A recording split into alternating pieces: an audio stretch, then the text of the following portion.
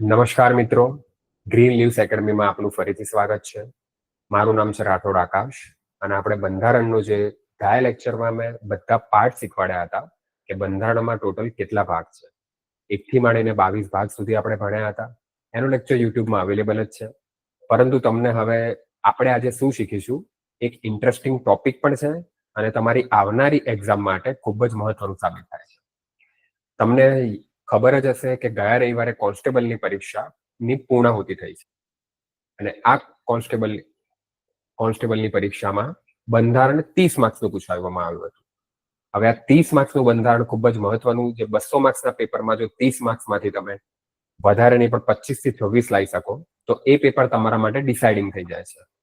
તો આપણે હવે સમજીશું કે બંધારણમાં જે 30 માર્ક્સ હતા એમાં કેવા પ્રકારનું પૂછાયું હતું. સવાલ ફેક્ટ વાઇઝ હતા કે કેટલાક સમજવાવાળા હતા, કયા સેક્શનમાંથી વધારે સવાલો લેવામાં આવ્યા હતા, રાષ્ટ્રપતિ હતું, સંસદ હતું, બંધારણીય સુધારા હતા, વિધાન પરિષદથી બધે અલગ અલગ પ્રકારના 30 સવાલ પૂછવામાં આવ્યા હતા. અને આ સવાલ બોનસ સ્વરૂપે હતા, બહુ અઘરા પણ નતા, બહુ સહેલા પણ હતા, મધ્યમ પ્રકારના સવાલો હતા. તો એ સવાલો આપણે એક પછી એક આજે બંધારણની હું જે પેપર લઈને જ આવ્યો છું, કોન્સ્ટેબલનું પેપર, જેમાં બંધારણનું સેક્શન છે, આપણે એક પછી એક થોડું વિસ્તૃતમાં અને ભવિષ્યમાં આ જે તલાટીની એક્ઝામ આવી રહી છે, એના સિવાય ગ્રુપ બી ની જીએસએસબી ની એક્ઝામ આવી રહી છે, એમાં કેવું પૂછાઈ શકે એની આ રૂપરેખા તરીકે આપણે રહેશે. તો ચલો મિત્રો, ચાલુ કરીએ છીએ. 81મો સવાલ છે કે ભારતમાં નીચેના પૈકી કયા રાજ્યોમાં હાલમાં વિધાન પરિષદ છે? આ સવાલ હવે પહેલા તમારા મગજમાં એવો સવાલ થશે કે સરે તો ખાલી બંધારણના પાર્ટ્સ ભણાયા, એના પછી ડાયરેક્ટ વિધાન પરિષદ ને આ બધું શું સમજાવે છે? હજી તો કઈ બેઝિકમાં વિધાનસભા શું છે, વિધાન પરિષદ શું છે, સંસદ શું છે, સંસદ વિધાનમંડળ શું છે, કઈ રીતે કાર્ય કરે છે એ નથી ખબર. પરંતુ એ આપણે શીખીશું ધીરે ધીરે. પણ હાલ પૂરતું તાજેતરમાં જ ગયા રવિવારે જ 1-2 દિવસ પહેલા જ એક્ઝામમાં લેવાય છે. તો આ એક્ઝામને જો આપણે એના સવાલોને જોઈશું તો આગળનો આપણો એજન્ડા ક્લિયર થઈ જશે. એવું પૂછાય છે. એટલા માટે અત્યારે જોઈએ છે આપણે તો વિધાન પરિષદ.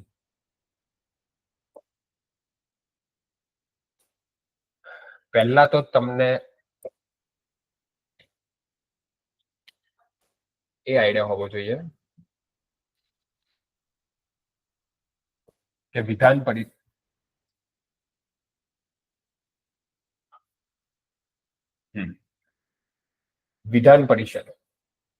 હવે વિધાન પરિષદમાં કેટલા રાજ્યોમાં વિધાન પરિષદ એટલે શું? તો વિધાન પરિષદ એટલે સંસદમાં જેવી રીતે રાજ્યસભા કાર્ય કરે છે, અત્યારે સિમ્પલ ટર્મમાં સમજો, એવી રીતે વિધાન પરિષદ કાર્ય કરે છે. પણ આપણે મુખ્ય મહત્વના મુદ્દા પર આવીએ કે ભાઈ અમને વિધાન પરિષદ નથી સમજવું, તમે ડાયરેક્ટ એવું કહો કે કેટલા રાજ્યોમાં છે, તો ટોટલ 6 રાજ્ય છે. અહીંયા જે પ્રમાણે કીધું છે,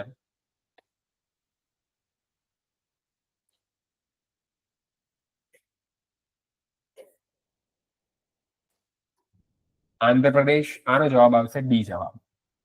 આંધ્રપ્રદેશ, તેલંગાણા, ઉત્તર પ્રદેશ, મહારાષ્ટ્ર, કર્ણાટક અને બિહાર. હવે આના માટે તમને જો શોર્ટમાં ટ્રીક કહી દઉં તો બધા બોર્ડર રાજ્યો છે.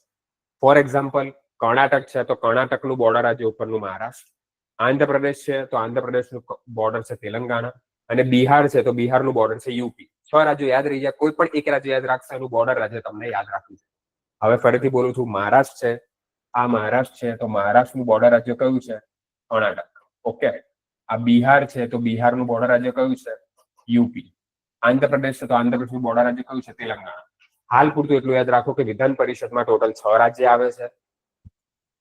ભૂતકાળમાં પશ્ચિમ બંગાળે એવું કીધું હતું કે અમને વિધાન પરિષદની માંગણી કરી છે, પણ હજી વિધાન પરિષદ છે નહીં. એટલે ટોટલ 6 રાજ્ય છે અને 6 રાજ્યમાં વિધાન પરિષદ અસ્તિત્વ. છેલ્લું આટલું બી તમને ખબર હોય બોર્ડર રાજ્ય, તો તમારો 1 માર્ક્સ કન્ફર્મ થઈ જાય છે. અહીંયા તમારો 1 માર્ક્સ કન્ફર્મ થઈ જાય. તો સિમ્પલ સવાલ હતો. આ સવાલને આપણે ફેક્ટ બેઝ સવાલ કહીએ. એટલે હવે તમને સવાલ એવો થયો છે કે આવા કેટલાક સવાલ આવે. એક વિધાન પરિષદનો સવાલ આવે.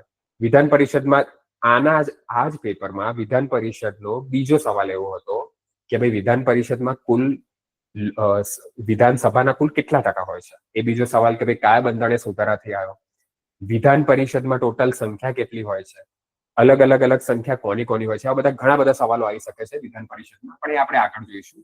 અત્યારે હાલ પૂરતો એક સવાલ આપણે 81મો પતાવ્યો છે. હવે આપણે આગળ જઈએ.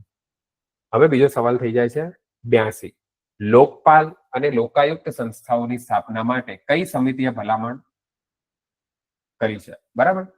ફરીથી લોકપાલ અને લોકાયુક્ત સંસ્થાઓની સ્થાપના માટે કઈ સમિતિએ ભલામણ કરી છે? તો હવે તમારા મગજમાં એક પ્રશ્ન ઉદ્ભવવો જોઈએ કે લોકપાલ અને લોકાયુક્ત શું?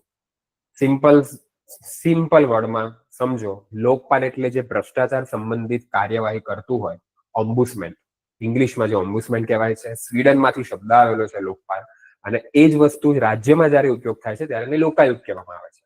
હવે લોકપાલ એટલે શું? પ્રધાનમંત્રીથી માંડીને સંસદીય મંત્રીના ગ્રુપ એ, ગ્રુપ બી થી માંડીને બધા લોકો જે ભ્રષ્ટાચાર કરતા હોય એ માટે લોકપાલ એની તપાસ કાર્યવાહી કરે છે. તમને બધાને યાદ હશે 2013માં અન્ના હઝારેનું આંદોલન થયું હતું, અને અન્ના હઝારે અને અરવિંદ કેજરીવાલ, ભૂતપૂર્વ દિલ્હીના સીએમ, કે જે એ આંદોલનથી ઉભરી આવ્યા અને આમ આદમી પાર્ટી બનાવી. એ શેના માટેનું આંદોલન હતું?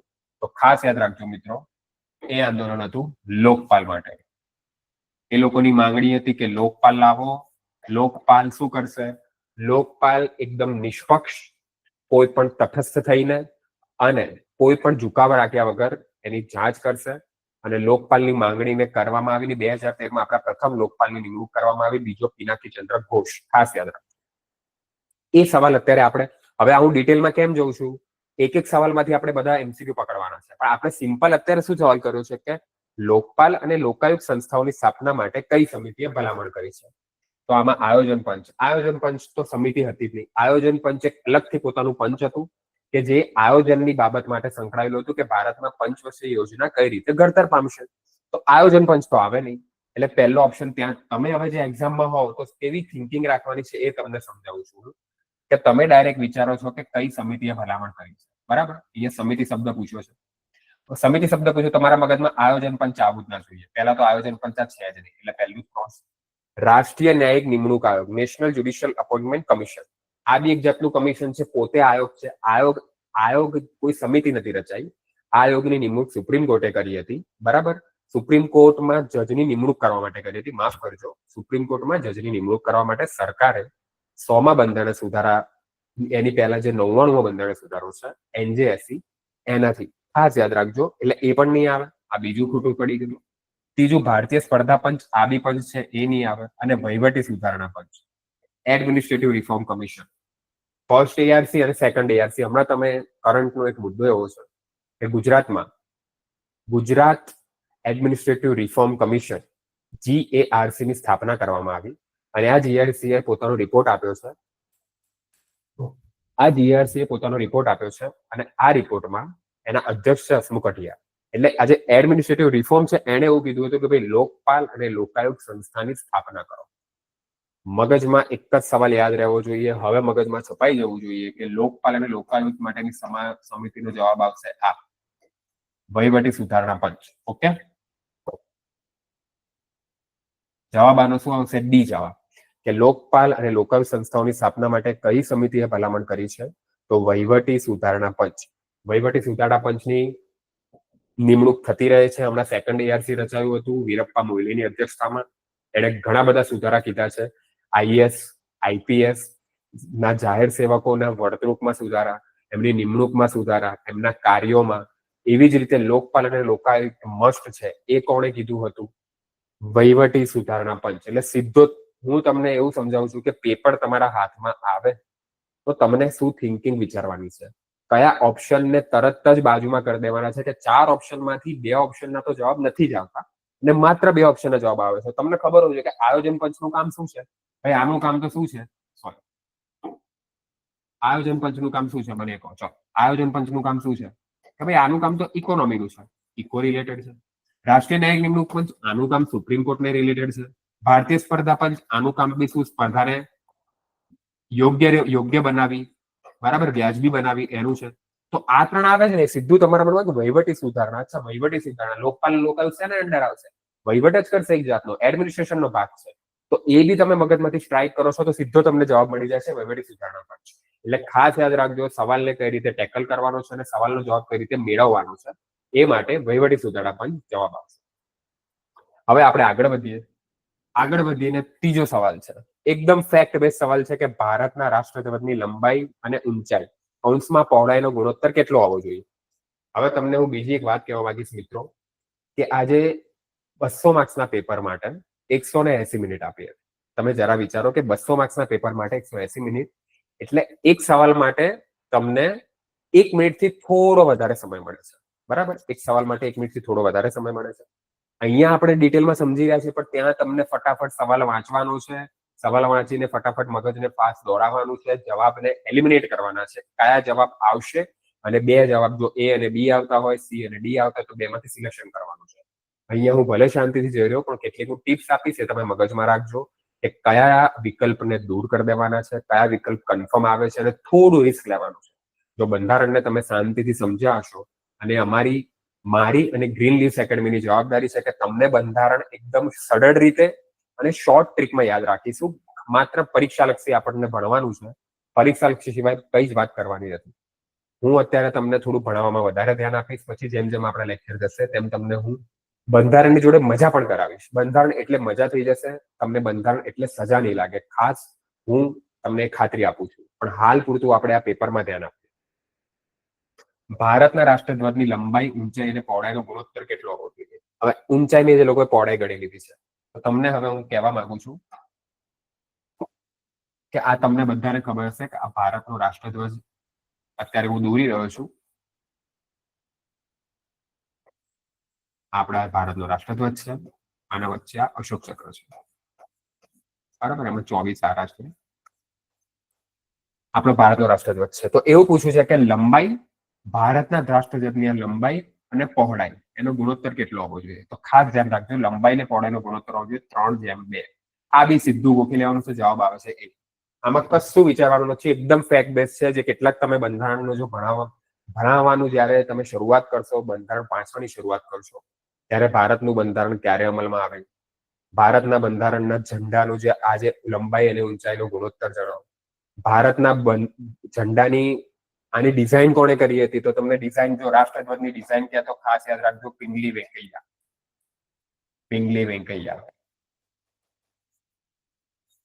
વેંકૈયાએ શું કર્યું હતું? તો કે ભાઈ ડિઝાઇન કરી હતી આની. આ રાષ્ટ્રધ્વજને ક્યારે સ્વીકારવામાં આવ્યો? તો કે 26 જાન્યુઆરી 1950 ના દિવસે. ખાસ આ ફેક્ટ ખાસ ગોળજો તમે કે 26 જાન્યુઆરી 1950 ના દિવસે સ્વીકારવામાં આવ્યો. વચ્ચેનું અશોક ચક્ર શેમાંથી લેવામાં આવ્યું છે? તો અશોક ચક્ર ખાસ યાદ રાખજો કે જે અશોકે જે સ્તૂપ બંધાવ્યા હતા, એમાં જે સારનાથનો સ્તૂપ હતો, એમાંથી અશોક ચક્ર લેવામાં આવ્યું છે. અશોક ચક્ર શેનું પ્રતીક કરે છે? તો અશોક ચક્ર બૌદ્ધ ધર્મનું પ્રતીક કરે છે. કેસરીયો રંગ, સફેદ રંગ અને લીલો રંગ એ 3 ધર્મનું પ્રતીક છે. એ ઉપરાંત અશોક, એટલે આપણા જે આ રાષ્ટ્રધ્વજમાં હિન્દુ, મુસ્લિમ, શીખ, બૌદ્ધ, ઈસાઈથી માંડીને બધા જેટલા ધર્મો છે, એ બધા ધર્મોનું પ્રતિનિધિત્વ કરવામાં આવ્યું છે. ખાસ યાદ રાખજો. એટલે અત્યારે તો હાલ પૂરતું આપણે સમજવાનું છે 3:2, એટલે કે ભારતના ખાસ રાષ્ટ્રધ્વજની લંબાઈ અને ઊંચાઈનો ગુણોત્તર પૂછે તો 3:2. કેટલો આવશે? 3:2. હવે આપણે આગળ વધીએ. નેક્સ્ટ સવાલ, નીચેનામાંથી કઈ ઉચ્ચ અદાલત અંદમાન અને નિકોબાર ટાપુઓ પર પ્રાદેશિક અધિકાર ક્ષેત્ર ધરાવે છે? ઓકે, આ સવાલ થઈ ગયો. હવે તમારા મગજમાં થશે કે અંદમાન નિકોબાર ટાપુનું નામ તો સાંભળ્યું છે. હા, ભારતની દક્ષિણ ટાપુ આવેલા છે. ત્યાં પેલા જે જારવા ટ્રાઇબ રહે છે, સેન્ટિનલ ટ્રાઇબ રહે છે, કે જે વચ્ચે હમણાં તમને એક ઇન્ટરેસ્ટિંગ ફેક્ટ કહું છું મિત્રો. એક શોર્ટ કથા છે, શોર્ટ કથા બી કહી શકો, કથા તો શબ્દ સારો ને, વાર્તા છે. કે અમેરિકાના એક નાગરિક હતા, 20 વર્ષના નાગરિક હતા, યંગ માણસ હતા. એ અંદમાન નિકોબારની ત્યાં પ્રવાસે જાય છે. અંદમાન નિકોબારમાં કેટલાક જે ટાપુઓ છે એમાં બી જે લિટલ અંદમાન અને દક્ષિણ અંદમાનમાં મોટા ભાગે નથી જવા દેતા, પણ જે ઉત્તર અંદમાનમાં કેટલાક ટાપુઓ છે ત્યાં જવા દે છે. તો ત્યાં એ જાય છે, અને જે પ્રતિબંધિત ટાપુઓ કે જેમાં જારવા અને સેન્ટિનલ ટ્રાઇબ રહેતી હતી, ત્યાં એ એવું ચેલેન્જ મૂકે છે કે હું ત્યાં જઈશ અને એ લોકોને મળીને આવીશ, એ લોકોના ફોટા પાડીશ, અને એવું લેટર લખી જાય છે. પણ તમને જાણીને આશ્ચર્ય પણ થશે અને દુઃખ પણ થશે કે એમને એ પરાક્રમ, એ જે કહેવાય ને કે જ્યારે વિનાશકાલી વિપરીત બુદ્ધિનું ઉદાહરણ હતું, એ ત્યાં ગયા. પ્રતિબંધિત ઝોન હતો, એમને મનાઈ કરવામાં આવી હતી, ત્યાં ગયા, અને એ લોકોએ આજ જે લોકોએ માણસોને આવા રૂપમાં દેખ્યા જ નથી, એમનો શિકાર કરી નાખ્યો. તો એ જે ઘટના બની હતી એ અંદમાન નિકોબારમાં બની હતી. આના પરથી ફલિત થાય છે કે આપણે ભારતીયોને પણ ધ્યાન રાખવું જોઈએ. ના પાડી છે કે પછી અહીંયા પ્રતિબંધિત વિસ્તાર છે ત્યાં જવું નહીં. ખોટી જગ્યાએ જઈને પોતાની ઉપર પગ ઉપર કુહાડી મારવી નહીં. ઓકે, હવે તમે ધ્યાન રાખજો કે કઈ ઉચ્ચ અદાલતે અંદમાન નિકોબાર ટાપુ પર એ ધરાવે છે. તો અંદમાન નિકોબાર ટાપુ, આ તમે સમજો, આ ભારત છે. ભારતને હું પરફેક્ટ તો નથી દોર્યો, આ ભારત છે ફોર એક્ઝામ્પલ, અને અહીંયા અહીંયા અંદમાન નિકોબાર ટાપુ આમ આમ ટાપુ છે, બરાબર.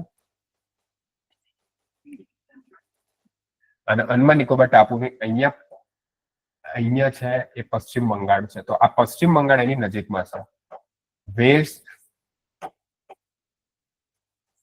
બેંગાલ એટલે આમાં શું આવશે? કલકત્તા. વેસ્ટ બંગાળની જે સુપ્રીમ કોર્ટ છે કઈ જગ્યાએ છે? કલકત્તામાં છે.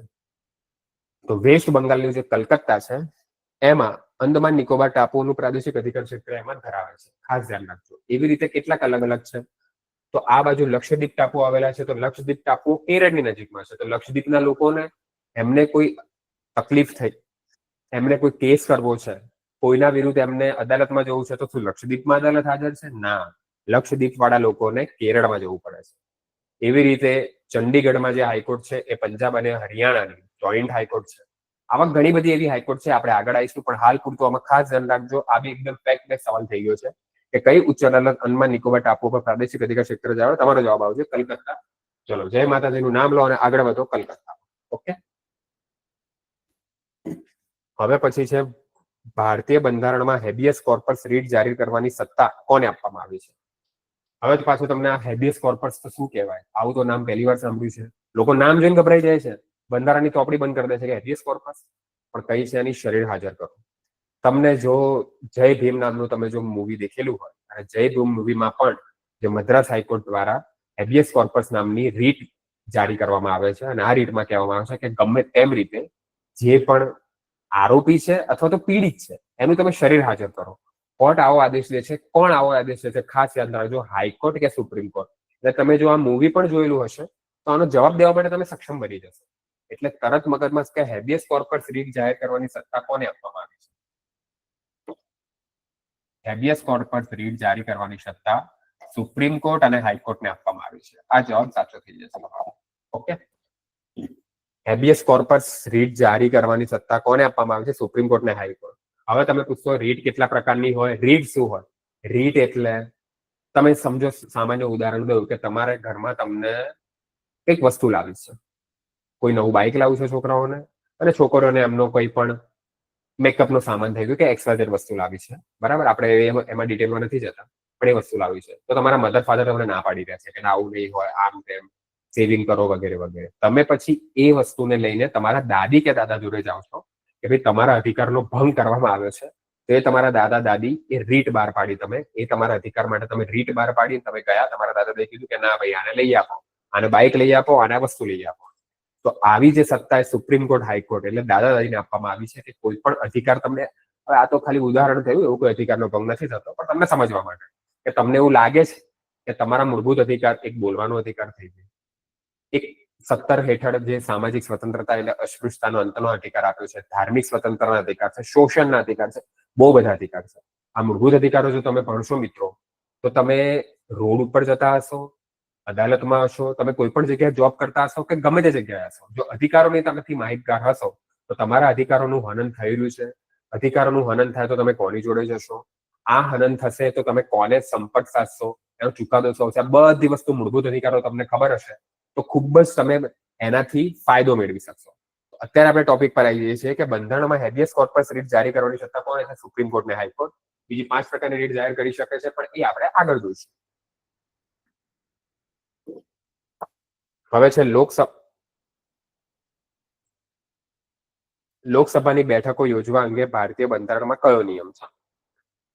આ થોડો સવાલ, આપણે આટલા સવાલો જોયા, એમાં 86 નંબરનો સવાલ થોડો એવો છે કે જે કહી શકાય કે થોડો ટ્રિકી છે, જેમાં તમે થોડું નોલેજ હોવું જોઈએ. બાકી બીજા બધા સવાલ તો ફેક્ટ બેઝ જ હતા કે ભાઈ વિધાન પરિષદ વાળો સવાલ થઈ ગયો, કે પછી અંદમાન નિકોબાર વાળો સવાલ થઈ ગયો, કે પછી ભારતીય ઝંડાની લંબાઈનો સવાલ થઈ ગયો. હવે આ સવાલ છે લોકસભાની બેઠકો યોજવા અંગે ભારતીય બંધારણમાં કયો નિયમ છે? તો ખાસ ધ્યાન રાખજો કે લોકસભાની બેઠકો, હમણાં તમે જો સંસદ ટીવીને ઓન કરશો તમારી યુટ્યુબમાં કે ટીવીમાં જઈને, તો જે તમને ખબર છે કે શોર બકોર થતો હોય છે, બહસો થતી હોય છે, એકબીજા પર હાથ ઊંચા કરતા હોય છે, જોર જોરથી પોતાની વાતો મૂકતા હોય છે, એ સંસદ, હાજી બસ એ સંસદ, એ સંસદમાં બેઠક કઈ રીતે થશે, એનું શિયાળુ સત્ર શું હશે, બજેટી સત્ર શું હશે, આ બધા સત્રો કઈ રીતે નક્કી થશે આપણે જોઈશું. પણ અત્યારે ફેક્ટ પૂરતું ધ્યાન રાખો કે લોકસભાની બેઠકો યોજવા અંગે ભારતીય બંધારણમાં દર વર્ષે આનો જવાબ આવશે એ જવાબ. આનો જવાબ શું આવશે? એ જવાબ આવશે. દર વર્ષે ઓછામાં ઓછી 2 વાર એટલે કે દર વર્ષે ઓછામાં ઓછી 2 વાર, એટલે કે 6 મહિનામાં એક બેઠક તો એની હોવી જ જોઈએ. જો તમે જાન્યુઆરીમાં એની બેઠક કરો છો તો જૂનના એન્ડ સુધીમાં તમારી બીજી બેઠક એ સ્ટાર્ટ થઈ જવી જોઈએ. અને 2 સત્રો વચ્ચે 6 મહિનાથી વધુ અંતર, એટલે એ જ થયું મિનિંગ. જો તમે એક વર્ષમાં 2 બેઠકો કરો છો તો 6 મહિનાથી વધારે અંતર હોવું જોઈએ નહીં. મેં એ જ કીધું, 1 જાન્યુઆરીએ જો બેઠક શરૂ થાય છે તો પછી બીજી બેઠક એ 30 જૂન પછી ચાલુ થઈ જ જવી જોઈએ. 6 મહિનાથી વધુ અંતર વધવું જોઈએ નહીં. એટલે આ જવાબ થઈ ગયો 86. પછી 87મો, બજેટ અને નાણાકીય બાબતોમાં સંસદની પ્રક્રિયાઓ કયા આર્ટિકલ હેઠળ આવરી લેવામાં આવી છે? આ સિમ્પલ ફેક્ટ વાળો જવાબ થઈ જાય છે.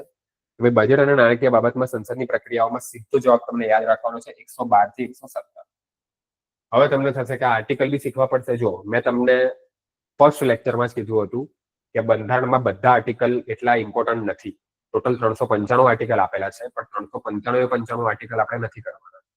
ગણીને 100 આર્ટિકલ તમને યાદ રાખવાના છે, કે જેમાં મૂળભૂત અધિકારોના આર્ટિકલ 1 થી 50 ના આર્ટિકલ થઈ ગયા. એ સિવાય આ જે બજેટરી આર્ટિકલ થઈ ગયા, રાષ્ટ્રપતિ ઉપરાષ્ટ્રપતિના આર્ટિકલ થઈ ગયા, કેટલા કેન્દ્ર શાસિત પ્રદેશોના છે, લોકસભા અધ્યક્ષ ઉપાધ્યક્ષ, આવા માંડીને ઘણી બહુ ઓછા આર્ટિકલ યાદ રાખવાના છે. જો એ બી તમને યાદ હશે, એકાદો આર્ટિકલ યાદ હશે કે ભાઈ તમને એવું ખબર હોય કે 112 હેઠળ બજેટ આવે છે, જુઓ તો આમાં 112 ક્યાં આવતું હતું? ડાયરેક્ટ આવતું. સીધો જવાબ થઈ જાય તમારો. આ કઈ જોવાની તમારી જરૂર નથી. આ જવાબ જો આ જોવાની જરૂર નથી, કશું જ નહીં. બજેટ અને નાણાકીય બાબતોમાં સંસદની પ્રક્રિયાઓ. બજેટનો શબ્દ આવે છે, તમને 112 આર્ટિકલ ખબર છે કે વાર્ષિક નાણાકીય નિવેદન રાષ્ટ્રપતિ નાણામંત્રી વતી રજૂ કરશે, આવું બંધારણમાં લખ્યું છે. તો આનો જવાબ આવે છે 112. એટલે સીધો જવાબ આ શું થઈ જશે તમારો? 112 નો જવાબ. ઓકે, એટલે આનો જવાબ થશે 112 થી 117. 112 થી 117. નીચેનામાંથી કયું વિધાન સાચું નથી?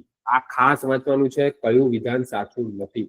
આપણે ત્યાં દૂર નંબર આવ્યો હોય કોન્સ્ટેબલની એક્ઝામમાં, આપણે ઘણા બધાને અનુભવ થયો છે કે સુરત, બરોડા એવા દૂર જયારે મૂક્યા હતા, આપણે હડબડીમાં ત્યાં ગયા હોઈએ, ત્યાં આપણું ફ્રિસ્કિંગ થાય, આપણા ફોટા, આપણું બાયોમેટ્રિક્સ થાય, પછી પાછા ત્યાં જઈએ, આપણા મગજમાં ઘણા બધા વિચારો ચાલતા હોય, પરીક્ષા કેવી જશે. એવા સમયમાં મગજ શાંત નથી હોતું. તો હું તમને એવી સલાહ આપવા માંગીશ કે પરીક્ષા ખંડમાં જઈને જો તમારી જોડે ટાઈમ હોય તો 15 થી 20 મિનિટનો તમને ત્યાં નેપ લઈ લેવાનો છે, માથું નીચે કરીને સૂઈ જવાનું છે. તો મગજ જે વિચાર છે, વિચાર ઓછા કરી દેશે, અને 15 થી 20 મિનિટના નેપમાં તમારું મગજ એકદમ ક્રિયાશીલ થઈ જશે.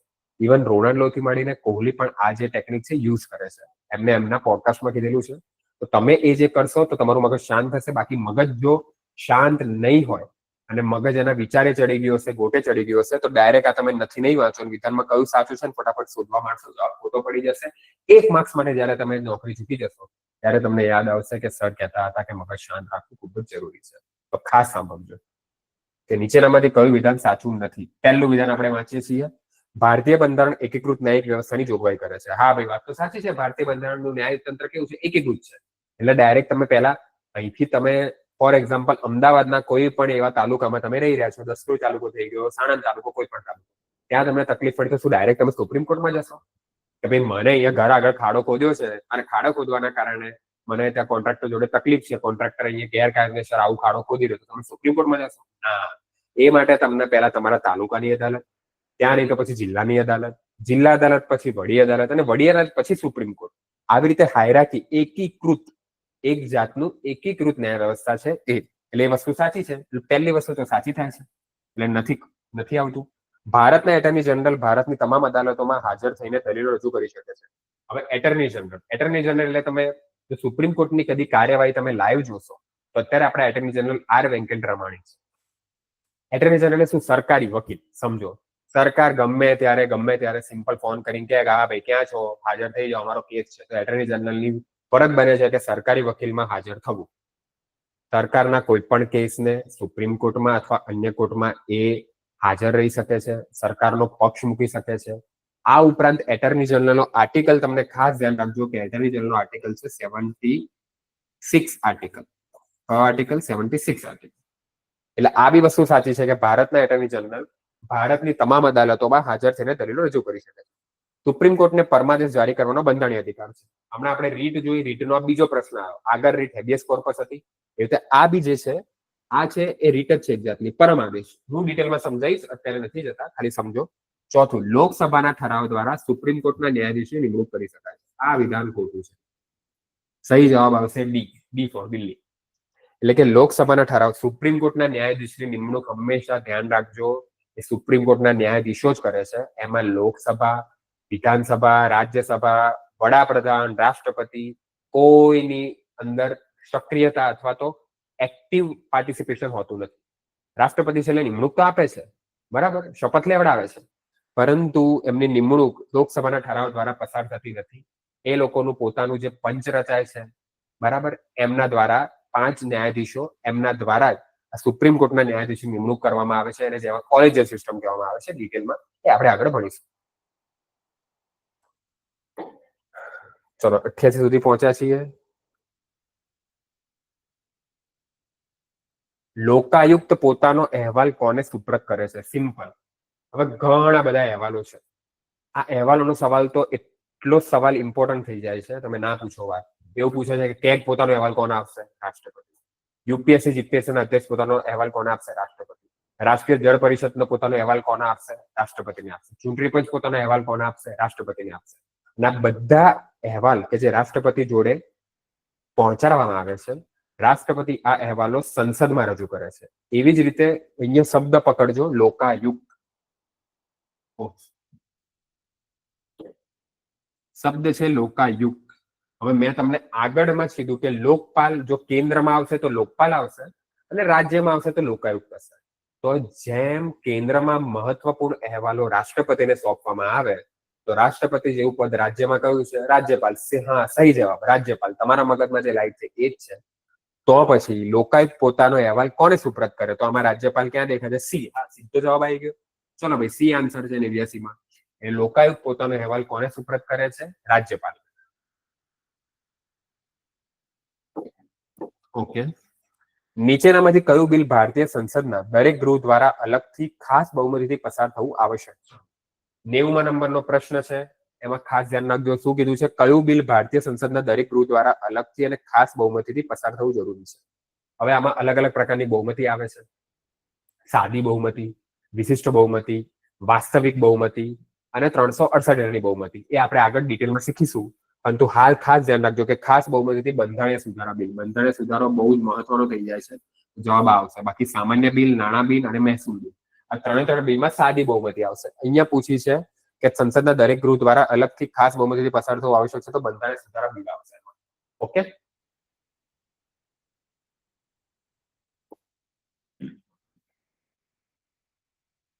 હવે પાછો અલગથી ફેક્ટ વાળો સવાલ આવી ગયો કે નીચેનામાંથી કોણ બંધારણ સભાના બંધારણીય સલાહકાર હતા? શબ્દ તમને સમજવાનો છે.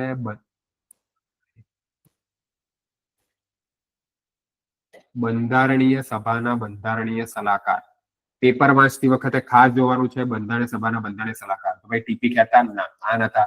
આ તો ડ્રાફ્ટિંગ કમિટીના સભ્યો હતા. આ બી નતા. આ બી ડ્રાફ્ટિંગ કમિટીના હતા. BN રાવ. આ જવાબ આવશે આમાં સી, BN રાવ. અને આચાર્ય JB કૃપલાણી આ બી નતા.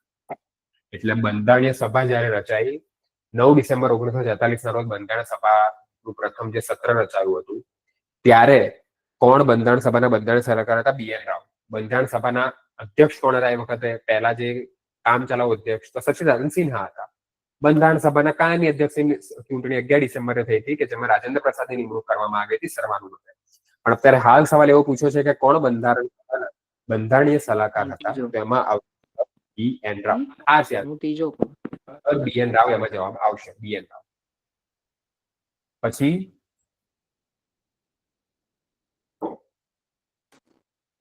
નીચેનામાંથી કઈ જોડી યોગ્ય રીતે મેળ ખાતી નથી?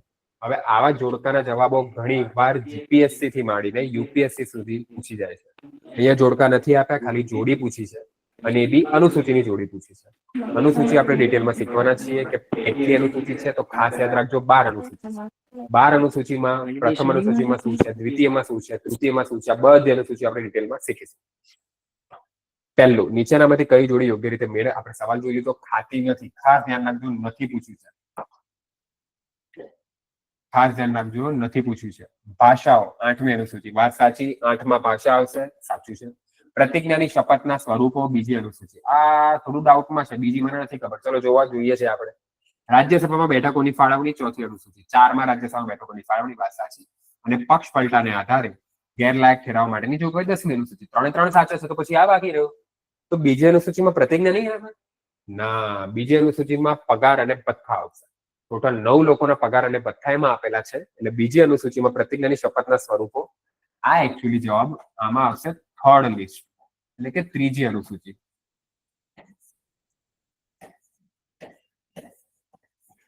આમાં શું આવશે? ત્રીજી અનુસૂચિ. બરાબર, પ્રતિજ્ઞા.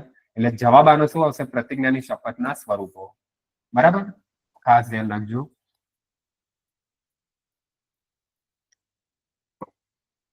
પ્રતિજ્ઞાની શપથના સ્વરૂપો. પછી 93 નીચેનામાંથી કઈ સંસ્થા બંધારણ દ્વારા સ્થાપિત નથી?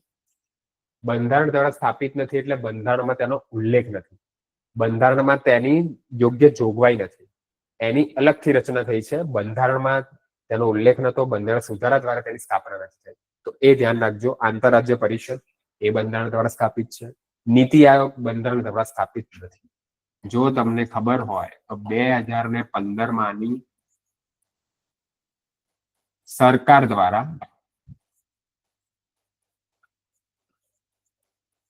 કારોબારી ઠરાવથી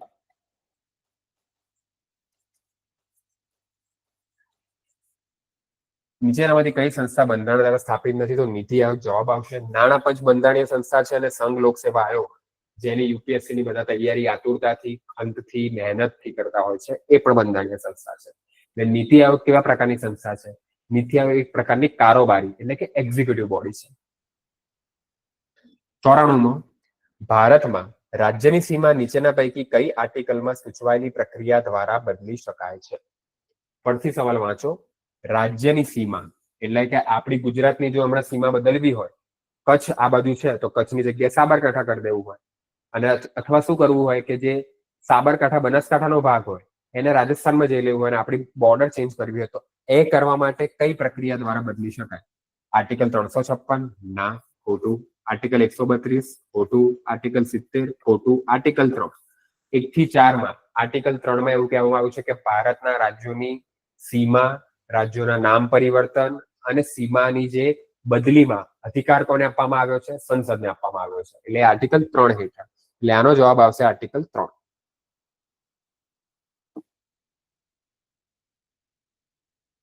જો જોતા જોતા આપણે 15મો સવાલ પહોંચ્યા છીએ. હું તમને આ 15 સવાલ સુધી કહેવા માંગીશ કે આમાં મોટા ભાગના સવાલ કોન્સ્ટેબલ જેવું પેપર હતું, પણ મોટા ભાગના સવાલ ફેક્ટ બેઝ હતા.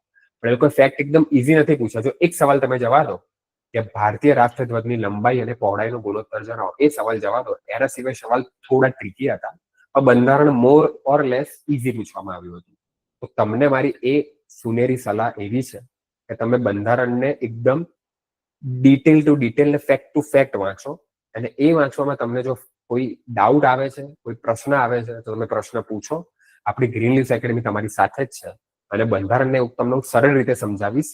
મોટા ભાગે આપણે પરીક્ષા લક્ષી જ કામ કરીશું. ઓકે, નીચેનામાંથી કોને ભારતમાં નાગરિકત્વના અધિકારનું નિયમન કરવાની સત્તા છે? હવે નાગરિકત્વ આપણે હમણાં જ કીધું કે નાગરિકતાની બાબતમાં કોઈ પણ વસ્તુ સંસદ હેઠળ જ આવશે. તમે વિચારો કે કાલ ઉઠીને હું કે તમે કોઈ બીજું કોઈ માણસ એવું કહે કે મને લંડન જવું છે, મારે ગુજરાતની નાગરિકતા, સોરી ગુજરાતી નાગરિકતા હોય ભારત નાગરિકતા નહીં જોતી, ગુજરાતી રીતે ગુજરાતનું કે મહારાષ્ટ્રનું એવી રીતે નથી ચાલતું. રાજ્યની બાબતમાં નાગરિકતામાં સંસદ જ મુખ્ય છે. સાર્વભૌમત્વ અને નાગરિક કોણ રહેશે, નાગરિક કોણ નહીં રહે, નાગરિકતાની બાબતોનું સાતત્ય, આનો આર્ટિકલ 10 અને 11 એમાં કીધેલું છે. એ બધું શેમાં આવશે? સંસદ.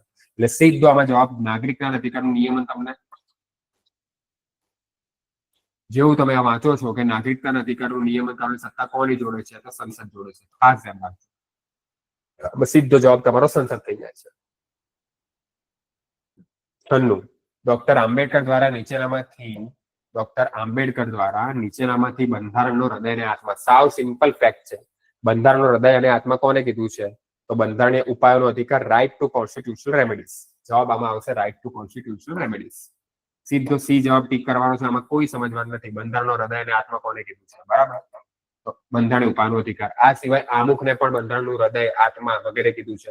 પંડિત ઠાકુરદાસ ભાર્ગવ. મોહમ્મદ હિદાયતુલ્લાહ પણ આમુખને બંધારણનો આત્મા કીધું છે. બંધારણનું આભૂષણ કીધું છે. બંધારણની જન્મકુંડલી કનૈયાલાલ મુનશીએ કીધી છે. અને બંધારણનું જે ભવિષ્યફળ કીધું છે. આવી રીતે બહુ બધી વસ્તુ કહેવામાં આવી છે આમુખને.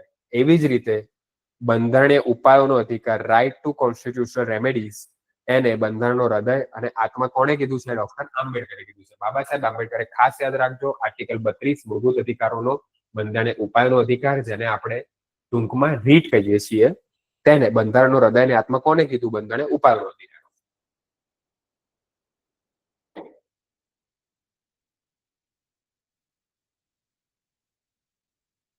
ભારતના બંધારણમાં આર્ટિકલ 50માં શેનો ઉલ્લેખ છે? સિમ્પલ સવાલ થઈ જાય છે કે ભારતના બંધારણમાં આર્ટિકલ 50માં શેનો ઉલ્લેખ છે?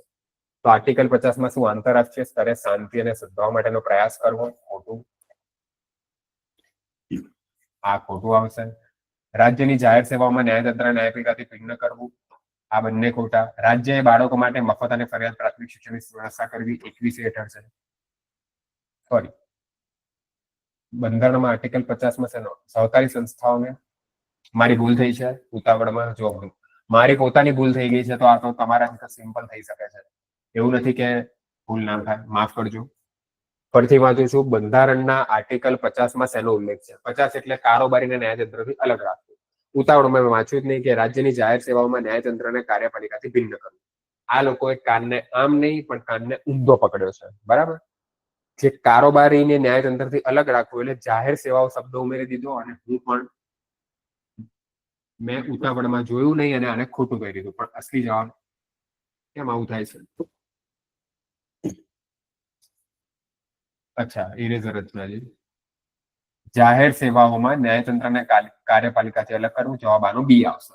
ઓકે, એટલે આર્ટિકલ 50 મેં હમણાં તમને ખાસ કીધું છે કે કયા આર્ટિકલ ઇમ્પોર્ટન્ટ છે. 1 થી 50 આર્ટિકલ ખાસ ઇમ્પોર્ટન્ટ કરવાના છે, અને તમે નિશ્ચિત રહો, એની ટ્રીક હું તમને આપી દઈશ કે 1 થી 50 આર્ટિકલમાં શું શું આવશે.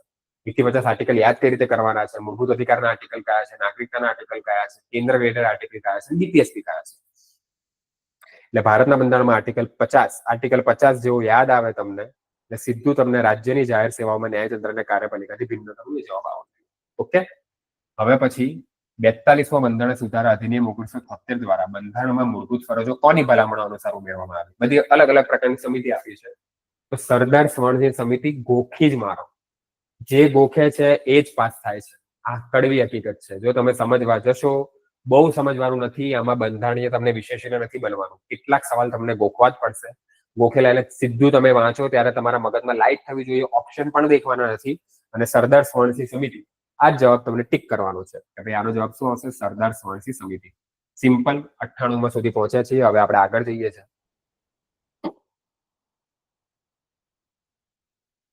કયા કેસમાં સુપ્રીમ કોર્ટે પહેલીવાર ચુકાદો આપ્યો કે બંધારણના મૂળભૂત માળખામાં સંસદ સુધારો કરી શકશે કે નહીં? સિમ્પલ સવાલ છે કે બંધારણના મૂળભૂત માળખા, the basic structure of doctrine, બંધારણનો મૂળભૂત માળખાનો સિદ્ધાંત કયા કેસથી આપવામાં આવ્યો છે? 24 એપ્રિલ 1973 કેશવાનંદ ભારતી કેસ. કયો કેસ આવે છે? 24 એપ્રિલ 1973 કેશવાનંદ ભારતી કેસ. એટલે સીધું જેવું તમને ખબર પડે કે બંધારણના મૂળભૂત માળખામાં સંસદ સુધારો કરી શકે કે નહીં, તો એમાં કેશવાનંદ ભારતી કેસ આવી જશે. એટલે આનો જવાબ આવશે સી જવાબ. 99માં કયો જવાબ આવશે? કેશવાનંદ ભારતી કેસ. એના પછી 100મો સવાલ છે કે ભારતમાં રાજ્યની મંત્રી પરિષદના સભ્યોની મહત્તમ સંખ્યા કેટલી હોઈ શકે? રાજ્યમાં જેટલી મંત્રી પરિષદ છે એની મહત્તમ સભ્ય સંખ્યા કેટલી? કાલ ઉઠીને એવું સરકાર નક્કી કરી દે કે સરકાર જો ત્રિકોણીય સરકાર હોય અથવા તો 3 પાર્ટીની ભેગી સરકાર હોય, એ લોકો તો બધાને મંત્રી બનાવી દે. એવું નહીં ચાલે. મંત્રી મિનિમમ કેટલા હોવા જોઈએ? મંત્રીનું કાર્યભાર શું રહેશે? એક મંત્રી કયું મંત્રાલય સંભાળશે? મંત્રીને જો એ સારું, બહુ બધું, ઘણા બધા મંત્રીઓ, હવે કૃષિ માટે જો તમે 5 મંત્રી રાખો તો એના નિર્ણયો બરાબર નહીં થાય, નિર્ણયોનું અમલીકરણ નહીં થાય, અને જે પ્રશ્ન ઉદ્ભવશે એમાં પણ ગુણવત્તા નહીં. એટલે આવી બધી બાબતો હતી. તો એ મંત્રી પરિષદના સભ્યોની મહત્તમ સંખ્યા 91માં બંધારણીય સુધારા 2003 દ્વારા નક્કી કરવામાં આવી. ખાસ ધ્યાન રાખજો, 91મો બંધારણીય સુધારો 2003. તો પણ આમાં જવાબ શું આવશે? તમે કહો છો સાહેબ ઊંધું ના બોલશો, અમને જવાબ કહો. તો ભારતમાં રાજ્યની મંત્રી પરિષદના સભ્યની મહત્તમ સભ્ય સંખ્યા બી જવાબ આવશે આમાં. વિધાનસભાની સભ્ય સંખ્યાના 15%. વિધાનસભાની સભ્ય સંખ્યાના 15%. ગોખી જ મારો, વિધાનસભાની સભ્ય સંખ્યાના 15%. ના હોય તો 10 થી 15 વાર લખો તમે કે ભાઈ આમાં જવાબ શું આવશે. તો વિધાનસભાની સભ્ય સંખ્યાના 15%, રાજ્યની મંત્રી પરિષદના સભ્યોની મહત્તમ સભ્ય સંખ્યા. હવે આગળનો સવાલ. 100 સુધી આપણે ખતમ કર્યું છે. જુઓ, હજી તો 40 મિનિટ થઈ છે. એક સવાલમાં મેં તમને સિમ્પલ શાંતિથી સમજાવ્યું છે કે શું ડિટેલ આવી શકે. અને મેં હજી પણ વધારે ડિટેલમાં જઈ શકતો હતો પણ પછી આપણો આજે મેન મિનિંગ રહી જાય એટલે આપણે શાંતિથી સમજ્યા છીએ. તમે જુઓ આગળ સવાલ કેવા આવે છે. ડાયરેક્ટ હવે આપણે 121 પર જવાનું છે. બંધારણ બંધારણ બંધારણ બંધારણ 8. જો આ બી બીજો એક ફેક્ટ થઈ ગયો.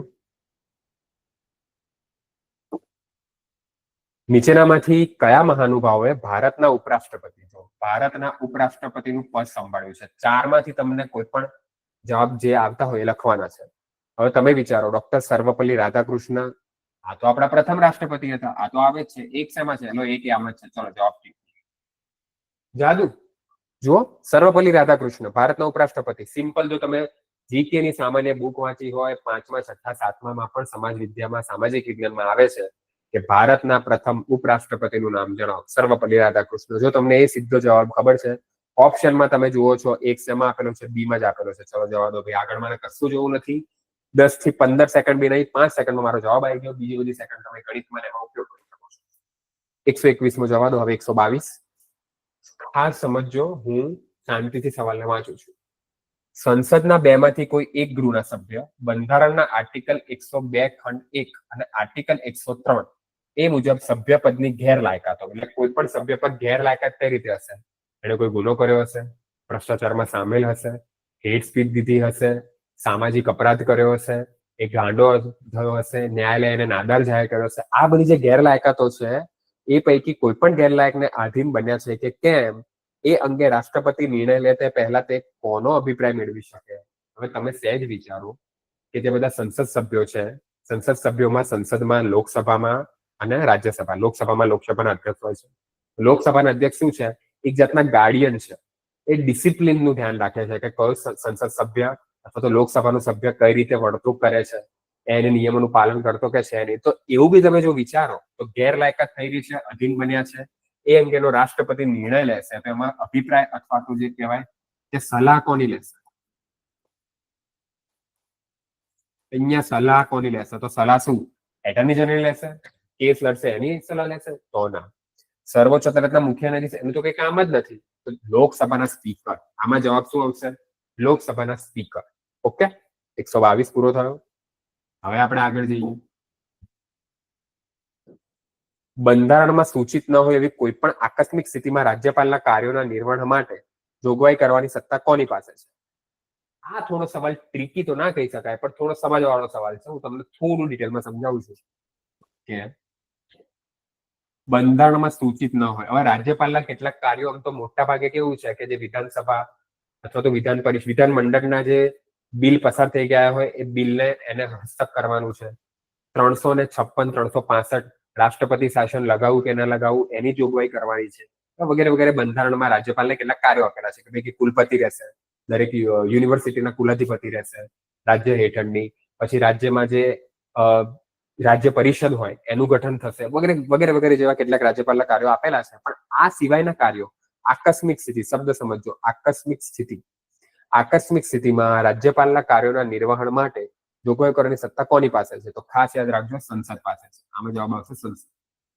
એટલે તમે ગોખી મારો કે જો રાજ્યપાલને કેટલીક સત્તાઓ આપવામાં આવી છે. હવે સંસદ નક્કી કરશે, ચૂંટાયેલી સરકાર અને આખી સંસદ નક્કી કરશે કે રાજ્યપાલને જે આકસ્મિક કાર્યો થઈ ગયા, એવી કોઈ પરિસ્થિતિ આવી પહોંચી, જે પરિસ્થિતિ આપણે આગળ સમજીશું, એવામાં રાજ્યપાલ શું કાર્યો કરશે એવું કોણ નક્કી કરશે? રાષ્ટ્રપતિ. તો રાષ્ટ્રપતિ નહીં આવે, જવાબ આવશે સંસદ. 123 જવાબ આવશે સી. હવે આપણે આગળ વધીએ છીએ. ભારતના બંધારણની 124મો સવાલ છે. ભારતના બંધારણની 7મી અનુસૂચિમાં નીચેનામાંથી કયો વિષય સંઘની યાદીમાં છે? હવે યાદીઓ આપણે ભણવાની છે. યાદીમાં એવું છે કે કેન્દ્ર યાદી આવે, રાજ્ય યાદી અને સંયુક્ત યાદી. કેન્દ્ર યાદીમાં જેટલા પણ વિષયો હોય, ફોર એક્ઝામ્પલ કેન્દ્ર યાદીમાં એવો વિષય છે કે લશ્કર બાબતનો વિષય છે, તો પછી કેન્દ્ર યાદી, તો કેન્દ્ર જ કાયદો બનાવશે. સંયુક્ત યાદી છે અથવા તો સમવર્તી યાદી છે, જેમાં જંગલો અને તોલ માપના સાધનો થઈ ગયા અથવા તો એ બધી વસ્તુઓ, તો એમાં બંને કાયદાઓ બનાવશે, રાજ્ય અને કેન્દ્ર. અને જે રાજ્યની યાદી છે, કૃષિ થઈ ગયું, એ સિવાય રાજ્યમાં વીમા ને બધી કેટલીક વસ્તુઓ થઈ ગઈ. આ બધી વસ્તુમાં કોણ કાયદો બનાવશે? રાજ્ય બનાવશે. તો આવી રીતે બંધારણની 7મી અનુસૂચિમાં કયો વિષય? તો ભાઈ તેલ ક્ષેત્રો અને ખનિજ તેલ સંપત્તિ નિયમન થાય. તો પહેલો જ જવાબ જો આજે તેલ ક્ષેત્રો છે, તેલ ક્ષેત્રો છે અને ખનિજ તેલ સંપત્તિનું નિયમન કોણ કરશે? તો કે ભાઈ એમાં કેન્દ્ર જ કરશે, એટલે કે સંઘની યાદીમાં છે. સિમ્પલ સવાલ. આ થોડો અઘરો થઈ જાય છે. યાદીઓમાં ટોટલ વિષયો કેટલા છે એ બધા યાદ નથી રાખવાના, પણ થોડું આમાં તમે લોજિક દોડાવો કે ભાઈ ગેસ અને ગેસના કારખાના, તો આ ચલો જવા દો. મત્સ્ય ક્ષેત્રમાં તો એવું નથી કે ખાલી કેન્દ્રનો જ એકાધિકાર છે. માછલીઓ ખાલી શું કઈ મોદી સાહેબ અને અમિત શાહ પકડશે? ના જી ના. એ માટે તો બધા રાજ્યોને આપેલું છે. જાહેર આરોગ્ય સંવર્તી યાદીનો વિષય છે કે આમાં કેન્દ્ર પણ એના નિર્ણયો લઈ શકે છે, રાજ્ય પણ નિર્ણયો લઈ શકે છે. એટલે આમાં જવાબ આવશે તેલ ક્ષેત્રો અને ખનિજ તેલ સંપત્તિ, કે જે થોડી ક્રિટિકલ વસ્તુઓ છે. તેલ ક્ષેત્રો એમાં દરેક રાજ્યોને પોતાના અધિકારો ના અપાય, એ કેન્દ્રને હસ્તગત રહે છે. ભારત સરકારનો અધિનિયમ 1919 શેના પર આધારિત હતો? સિમ્પલ ફેક્ટ વાળો થઈ ગયો. 1919 1909 મોન્ટેગ્યુ ચેમ્સફર્ડ યાદ રાખવાનું છે. મોન્ટેગ્યુ અને ચેમ્સફર્ડ, જેમાં સચિવ હતા એક મોન્ટેગ્યુ, માફ કરજો, મોન્ટેગ્યુ ચેમ્સફર્ડ, કે જેમાં એક સચિવ હતા કે જેને સેક્રેટરીની ભૂમિકા આપવામાં આવી હતી, અને એક હતા એ આપણા વાઇસરોય હતા. તો ખાસ યાદ રાખજો કે આમાં મોર્લી મિન્ટોમાં મોન્ટેગ્યુ સચિવ હતા અને ચેમ્સફોર્ડ આપણા વાઇસરોય હતા.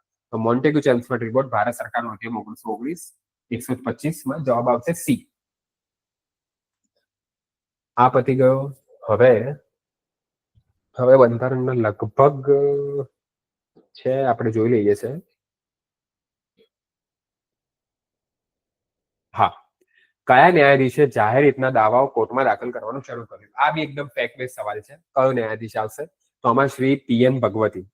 પીએન ભગવતીને પીઆઈએલ પબ્લિક ઇન્ટરેસ્ટ લિટિગેશન એના પિતા કહેવામાં આવે છે. કે ભાઈ પીઆઈએલ આપણે નહીં, જાહેર આરોગ્ય બાબતમાં અથવા તો પર્યાવરણીય બાબતમાં અથવા તો કોઈ એવી વસ્તુ કે જે સમગ્ર સમુદાયને તકલીફ પાડી રહી છે એવી બાબતમાં પીઆઈએલ કરવામાં આવે છે. એના જાહેર હિતના દાવાઓને કોર્ટમાં દાખલ કરવાનું શરૂ કોણે કર્યું? 131 જવાબ આવશે બી જવાબ. 131 જવાબ આવશે બી જવાબ. 132 કયા પ્રકારની સમાનતા બંધારણના આર્ટિકલ 17 પ્રસ્થાપિત થાય છે? આર્ટિકલ 17 એટલે અસ્પૃશ્યતાનો અંત. અસ્પૃશ્યતા એટલે જેને અનટચેબિલિટી ઇંગ્લિશમાં કહેવામાં આવે છે, એનો અંત, જે એક ગંભીર સમસ્યા છે ભારતમાં, જે હજી કેટલાક ક્ષેત્રોમાં પ્રવર્તી રહી છે. તો એ વસ્તુ શેમાં? આર્થિકમાં છે તો ખોટું, ધાર્મિકમાં છે તો આ બી ખોટું, આર્થિક બી પણ નહીં આવે, રાજકીય છે તો આ બી ખોટું. આ વસ્તુ કેવી છે? સામાજિક છે. તો આનો જવાબ આવશે 132 બી, સામાજિક સમાનતા. ઓકે. 133 નીચેનામાંથી કયા મૂળભૂત અધિકારીની બાહેંધરી ફક્ત ભારતના નાગરિકોને જ આપવામાં આવી છે, વિદેશીઓને નહીં? એટલે મૂળભૂત અધિકાર બંનેને આપવામાં આવ્યા છે. તો કયા અધિકાર એવા હશે? તો આમાં બી આપણે ડિટેલમાં જોઈશું, પણ હાલ પૂરતો આનો જવાબ આવશે વાણી અને અભિવ્યક્તિની સ્વતંત્રતા. એ માત્ર બાકી જીવન અને વ્યક્તિગત સ્વતંત્રતાનો અધિકાર પણ વિદેશીને છે. ફરજિયાત મજૂરી સામે રક્ષણનો અધિકાર પણ વિદેશી નાગરિકોને છે. કારણ કે બ્રિટન, આયર્લેન્ડ કે યુએસ નાગરિકો તો એ લોકોને પણ છે. અને કાયદા સમક્ષ સમાનતા અને કાયદાનું સમાન રક્ષણ એ પણ વિદેશોમાં છે. તો શું નહીં આવે? મૂળભૂત અધિકારની બાંહેધરી ફક્ત ભારતના નાગરિકોને. એનો જવાબ આવશે બી, વાણી અને અભિવ્યક્તિની સ્વતંત્રતા. ઓકે.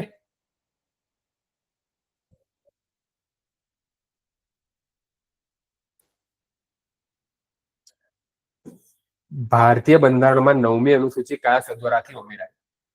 ખાસ ધ્યાન રાખજો કે ભારતીય બંધારણમાં 9મી અનુસૂચિ કયા સુધારાથી ઉમેરાય છે. આ બી ફેક્ટ થઈ ગયો. 9મી અનુસૂચિ પૂછે તો તમને ખાસ ધ્યાન રાખવાનું છે કે 9મી અનુસૂચિ પ્રથમ સુધારાથી ઉમેરવામાં આવી હતી. શું જવાબ આવશે આમાં? પ્રથમ સુધારો. એકદમ ગોખી મારો. 9મી અનુસૂચિ પ્રથમ બંધારણ સુધારો 1950 કરવામાં આવ્યો હતો. એનાથી 9મી અનુસૂચિ ઉમેરવામાં આવી હતી. ઓકે. ભારતના બંધારણમાં આંતરરાષ્ટ્રીય શાંતિ અને સુરક્ષા અંગેની જોગવાઈ ક્યાં સમાવિષ્ટ કરવામાં આવી છે?